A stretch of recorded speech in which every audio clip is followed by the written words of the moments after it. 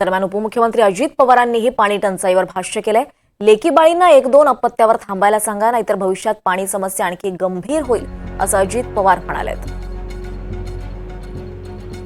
आणि त्या ठिकाणी कमी होतंय, साठे कमी होत आहेत। सुदैवाने परमेश्वर कृपेने, पांडुरंगाच्या कृपेने, विठोबाच्या कृपेने आज एक चांगली बातमी आलेली आहे की यंदाच्या वर्षी पाऊस काळ दरवर्षीप्रमाणे 103% सर्व भागामध्ये पडेल अशा पद्धतीचा अंदाज व्यक्त केलेला आहे। मित्रांनो, तुम्हाला माहिती नाही, परदेशात ज्यांना कामाधंद्याच्या निमित्तानं जावं लागतं तिथं तुम्ही जर इंग्लंडमध्ये असाल, लंडनमध्ये, तर तिथं सकाळी तुम्हाला कळतं आज 4 वाजता पाऊस पडणार आहे दुपारी, आणि 4 वाजता बरोबर पाऊस पडतो।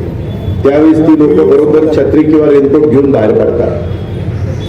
आपल्याकडे असं आहे, हवामान खात्याने सांगितलं पाऊस पडेल ती नक्की पडणारच नाही। हवामान खात्याला इतक्यादा सांगतो, अरे जग कुठे गेलंय।